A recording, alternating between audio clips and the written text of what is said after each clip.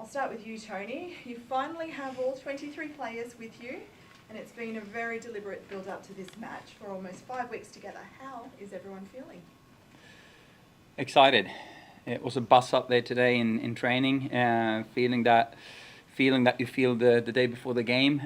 Sold out game is just going to be amazing. It was a lot of energy today out there. It was one special moment where all laughed and jumping and celebrating goal with Ellie scored a fantastic goal out there, and everyone was goal celebrating and practiced that as well, because hopefully there's some goals to come. So some great moments in training today. What I want to say though is I got a question from some of you earlier how we're going to approach the France game.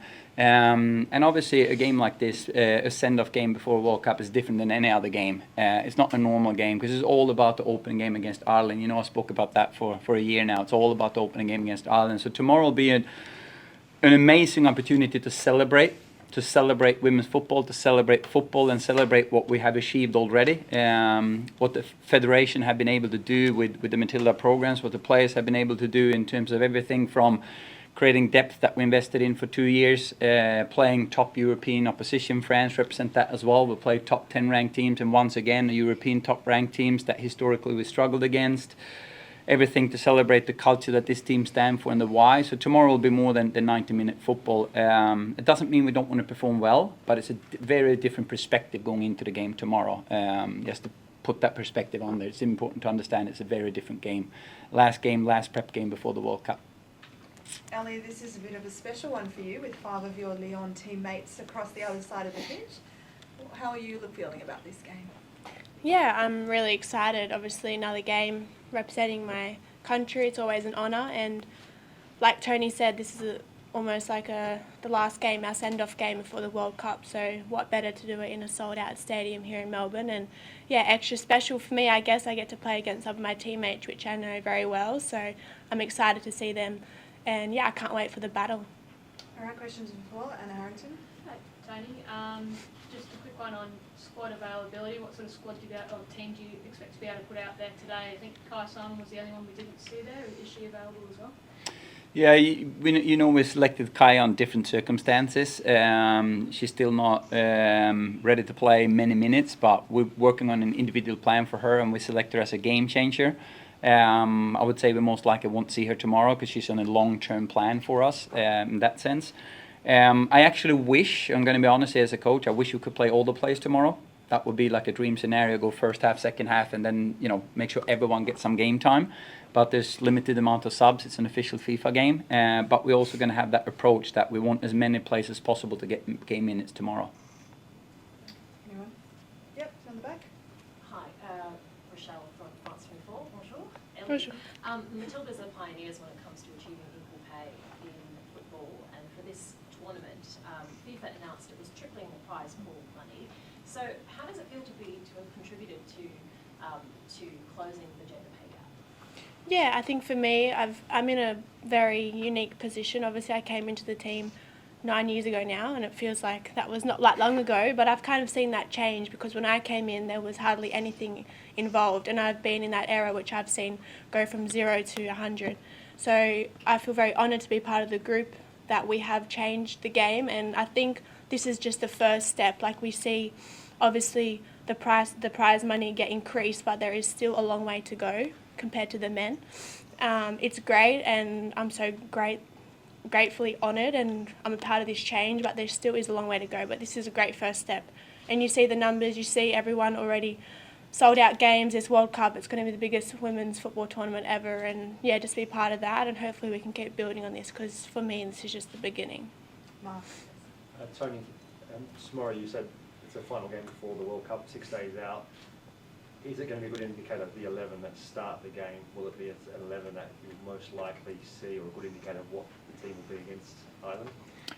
I think it'll be a good indicator of a starting lineup, but also a finishing lineup. I've always talked about that. It's also about the game changer. The one thing that will be different is because it's a send-off game and the last friendly before the World Cup, I'm also going to consider any type of niggles and minutes played, because it's all about the Ireland game. So if this was a quarter-final, I would probably treat game time and players differently. So you will see some adjustment in according to that. So if you're surprised that maybe a player has a phenomenal game tomorrow and I take her off in halftime, it's going to be different, right? So I'm going to approach it different in that sense. Isabel. What are you trying to actually get out of the game? What's the message you send to the players? Like, is there a certain scoreline you've said or a certain result you're after and chasing, or is it more about what happens and the way you guys actually play the game tomorrow? I think going into this game, it's having the same approach as we've had for over 2 years now, meaning it's all about the Ireland game, and use this game to take away things we need to be ready for in the Ireland game. So there's going to be testing some things. There's going to be throwing some curveballs out there for the oppositions to deal with come the World Cup, but then also have consistency in what we've done and believe in what we've done for years now.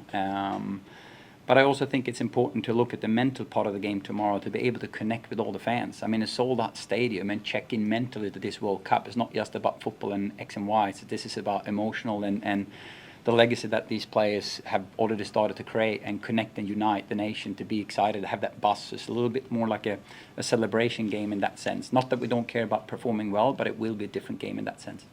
Christoph. Yeah, Chris, with German newspaper Frankfurter Allgemeine Zeitung. Tony, there's a lot on the shoulders of your team, probably, like gender equality, equal pay, all these kind of things. As a coach, would you sometimes wish there's less besides soccer? I'd say these players are amazing in the sense that their why is big in a 90-minute football. And as long as they get to play for their why, it's going to inspire them, it's going to motivate them, it's going to drive them, and it's going to help them perform.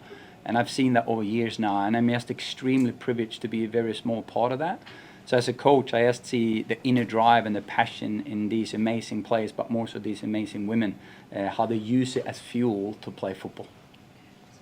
Ellie, you mentioned playing at Marvel Stadium before. Firstly, what was the surface like out there? Obviously, it's a venue that's highly used for Australian rules football, and there's been rugby league here as well in recent weeks. And secondly, playing at home in front of a sold-out stadium. Can you talk a little bit more to that and what your expectations are when you run out? Yeah, obviously the field's looking pretty good. Couple lines are out there. Hopefully they put the banners, around so I know where the lines are, so I don't go out of the field. But no, it should be fine.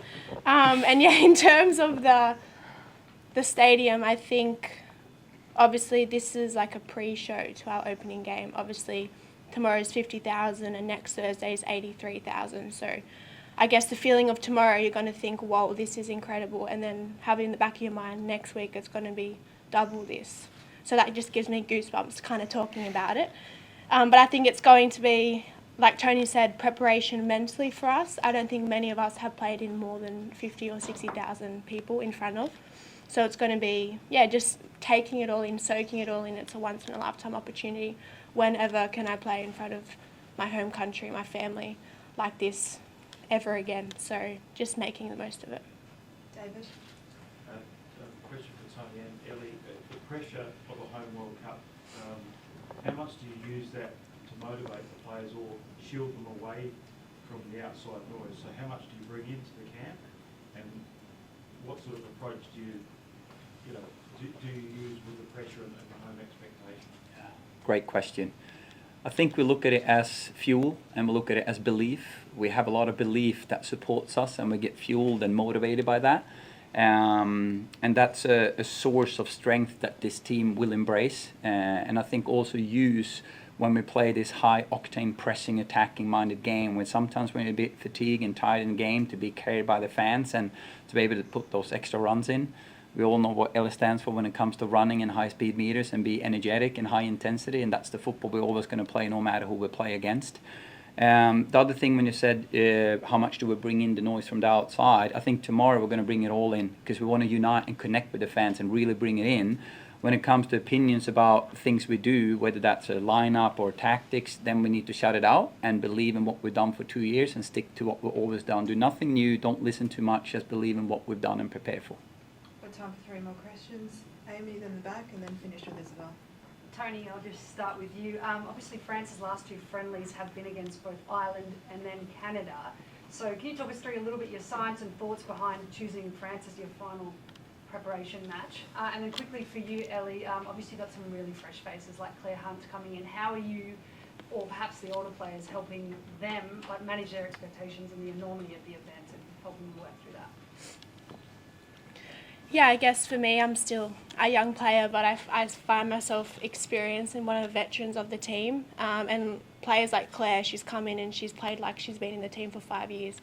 And having her next to me, I find that I get confidence from her and I also give her confidence. And I think, yeah, like her, she's coming in, she's playing centre back. It's one of the most senior roles in the team. And for her, credit to her, she's a very confident player and I know that she'll do her best this tournament, and what better, I also grew up with her and I've been playing with her since I was 9-10 years old, country girls, so yeah, it's really nice to reunite. When we planned France, we didn't know they're going to play Canada and Ireland. That was a very good bonus for us. So we got a lot of good pictures knowing both about France but more so about our group stage opponents. So we looked at a lot of video. When it comes to why we're playing France, I think it's part of the bigger plan that we've prepped for years, meaning we need to play top opposition, European oppositions, and make sure that we measure ourselves against those top teams. Like I said, the stats had talked against us over the last couple of decades against European teams and top-ranked teams. We have been able over the last 4 games now against European opposition to change that. Doesn't mean it's not going to be a tough game against France, but France is one of the few teams that we haven't played under my tenure, so I'm really happy to get the chance to do that as well. They have some similarities to some of the other teams. If you look at formation and principle of how they want to play, you look at England, for example, compared to France, but what's different is the individual profile in the different positions. But in terms of tactics and formation and how they want to play, there's a lot of similarities. Final quick questions, Monique. Hi, one question for either of you about the French coach, Hervé Renard. Most of the general public discovered him during the Qatar World Cup, where he was very energetic with the Saudi team. What's your take on him as a coach? You want to go? I should go? Yeah? Well, first of all, I think it's unique. It's not often a coach get to coach 2 World Cups in 1 year, right? So that must be something unique. And if you look at what he's done with the team since he came in, I think he had made the team played with a lot of energy. You can see a lot of conviction and energy in the team when they play, both defensively and attacking. It feels, when you watch them, it feels like they play very free. There's a lot of runs, a lot of initiative, a lot of confidence in what they do. They don't shy away, they don't take a step back. They lean forward, they play forward, they press aggressively and they attack with a lot of numbers. And they have a lot of tools, both the wide players, the wingers, the attacking outside backs, the way they combine central, very strong players on set plays. It feels like he has something very, very interesting going with the team. So I think they're going to be very dangerous this World Cup. Final question. Just for you, Tony, you mentioned Kai Simon, you mentioned, but also managing some of the other, players with the match minutes and things like that. So is there anyone else, like thinking Maggie Gallup, Claire Polkinghorne, Alana Kennedy that haven't played that we might not see in this starting 11 that have obviously been stalwarts in this team for decades? Yeah, you actually mentioned 3 of them that might be on limited minutes tomorrow. I don't want to reveal too much. We're getting closer to the World Cup, so I need to train myself to not say too much in press conferences. But you mentioned 3 of them that probably going to be in discussions tonight. So we always do the night before the game. We have a meeting with our SSM team, Sports Medicine and Sports Science, and we discuss each individual player and see what's best for them. Again, not just what's best for them tomorrow, but what's best for them for the opening game against Ireland. And I'm going to try to fit that. I can't probably adjust everything, but as much as possible so that we make sure we're flying physically and mentally come the Ireland game. Fantastic. That concludes our